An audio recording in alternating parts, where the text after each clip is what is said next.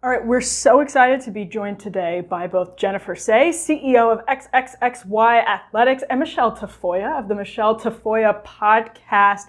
Welcome to both of you. Thanks for being here. Thanks for having us.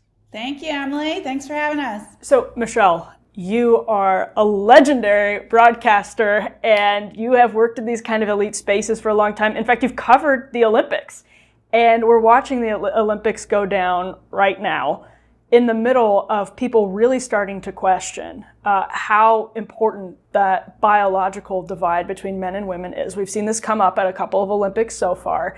And then a lot of people saw the drag Last Supper at the opening ceremony and just maybe rethought everything they thought about how sports could be going in a better direction, although the Olympics apologized for it. So what do you make of how this issue has played out on the Olympic stage so far?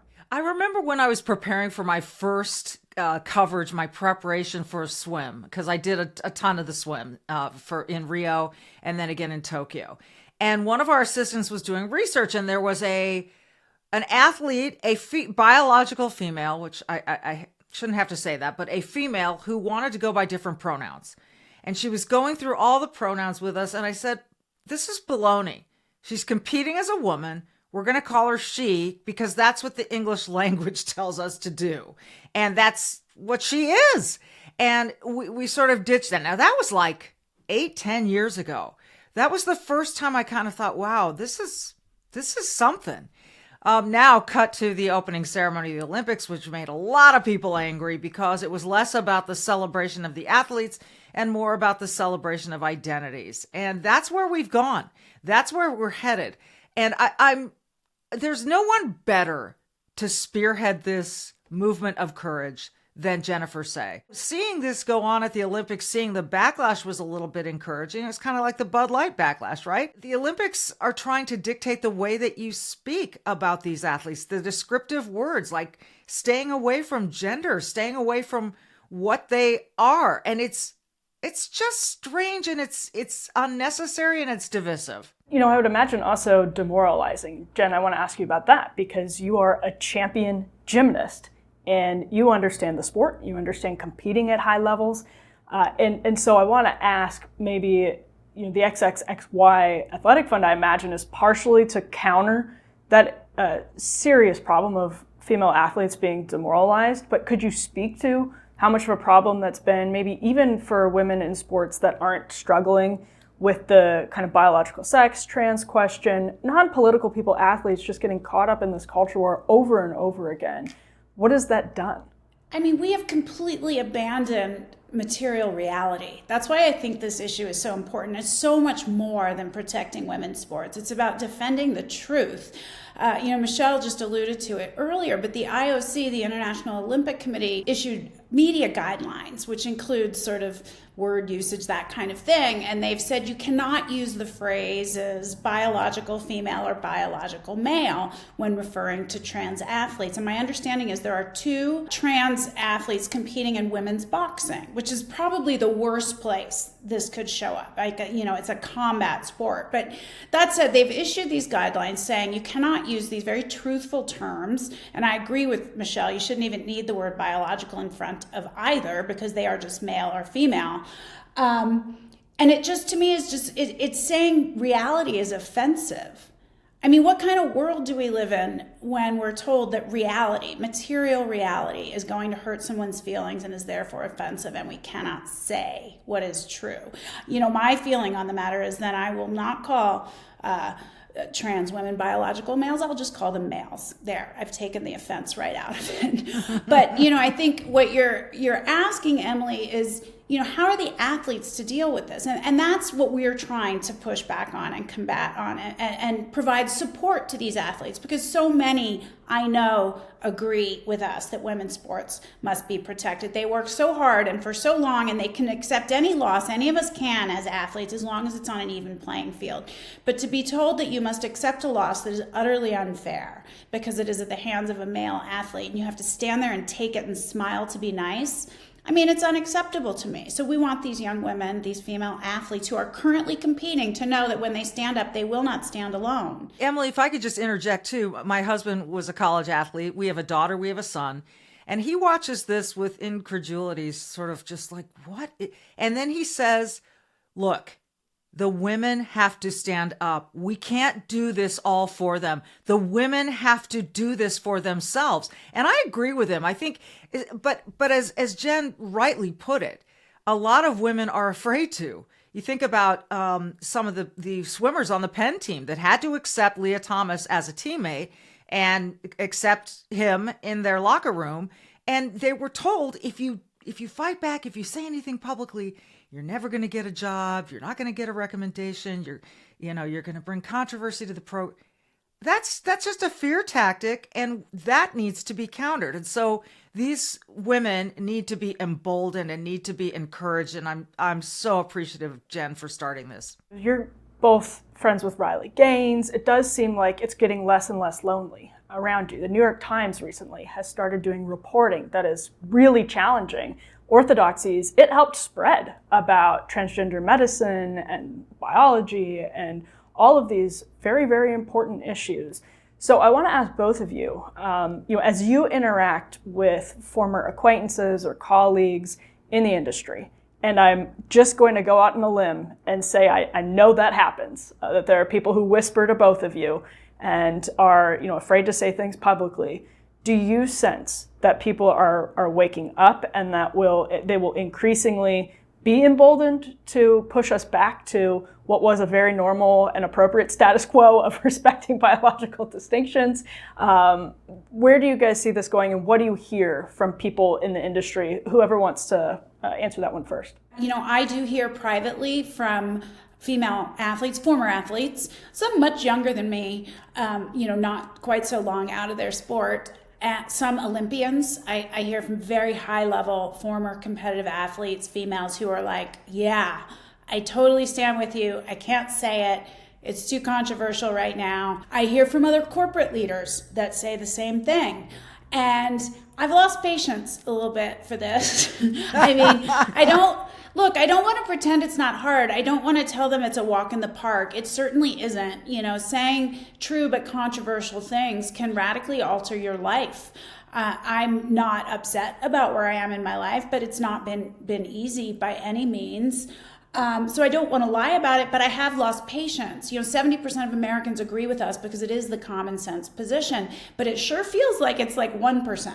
When you put yourself out there, because the fact is if even a fraction, even half of those people that agree with us were willing to say so publicly, this would be done.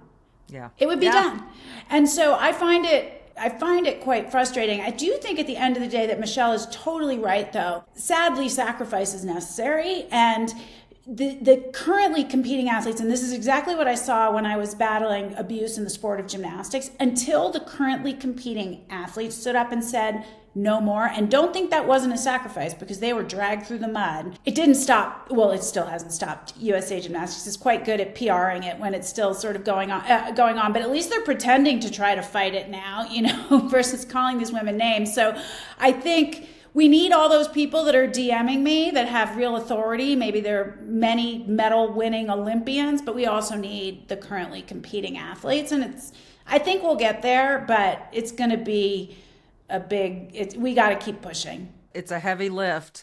And yes, we're going to be the ones that have to do it. I hear from people quite often, and sometimes it's young athletes, nieces, nephews, whatever, who are just shaking their head at this whole notion, like, what is going on? This is so unfair. We've seen Martina Navratilova come out and say, and she's quite liberal, by the way, but she has said on this issue, this is just wrong. You have J.K. Rowling, who's just been a champion on this issue, but currently competing athletes is absolutely essential.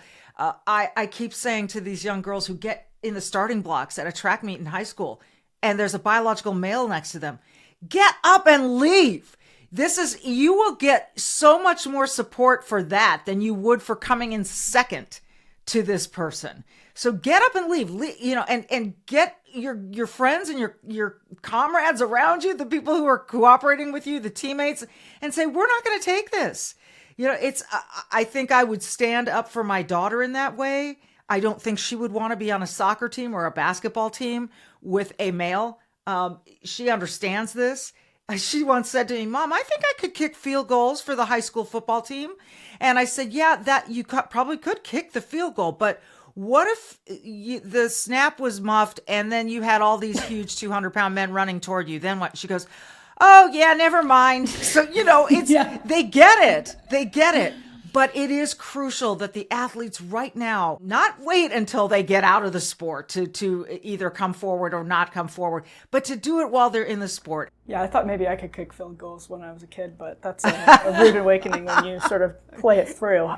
Yes, exactly. So the thing that worries me as we're kind of wrapping up here is that, actually it's about your story, Jen, really. The people who pushed you out at Levi's. I don't think that any type of vibe shift is just going to affect the decisions that some people at the tippy top of these leadership positions who are committed ideologues. They aren't all committed ideologues, and I have much less experience in this space than both of you, the highest echelons of corporate America, corporate media spaces. But I also really do worry that, the public opinion can be in one place. You can have Michele and Jen out there doing great, successful brands, successful podcasts, and these committed ideologues, because they have so much support in their own ideological spaces, they can keep smearing J.K. Rowling. They can keep smearing both of you, and they can double down. They can keep making sure that men compete in women's sports. And so, Jen, I'll start with you on this and go to you, Michele. What do you say to that? Why are you optimistic in the face of that, maybe? I think more and more people are getting tired of the lies, whether it's around this issue and sort of insisting that we say that trans women are women, or some other issue. For me, what opened my eyes was COVID and the restrictions in particular to children during COVID. And now I just see the lies everywhere, and you can't really unsee it once you see them. And I think more and more people are seeing it. At the RNC, Amber Rose, which I know was a little bit controversial and some conservative folks didn't like, and I wouldn't consider myself a conservative, and I'm just here to say I think that had huge impact. For a woman to stand up there who comes from liberal circles and describe her, for lack of a better word, journey, it makes it okay to say, you know what, I learned something and I changed my mind and I've been fed lies and I don't believe them anymore. To hear her story about going against what everyone in her social circle had said, it's really meaningful.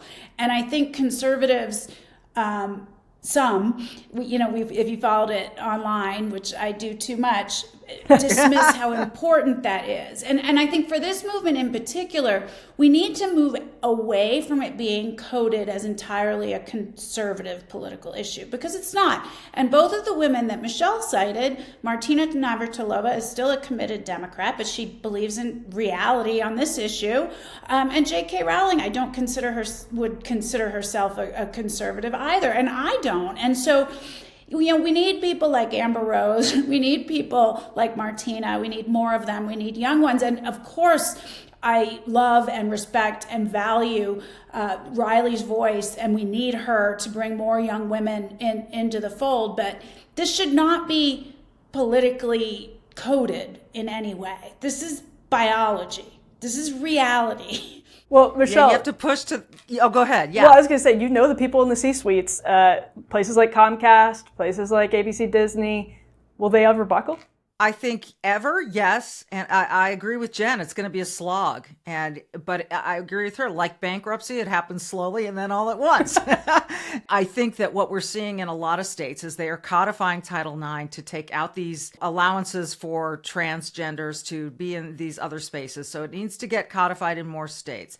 And then, yes, the bravery needs to happen. And that's why I'm so thrilled about Jen's project, because we can encourage it, we can reward it, and we can amplify it, and we can honor it and respect it, and show these young women that, yeah, you're surrounded by some real badass women up here, that we've done it too, but we want to show you that you can do it too. Even if you're 17, 18 years old, you can do this. You can take a stand.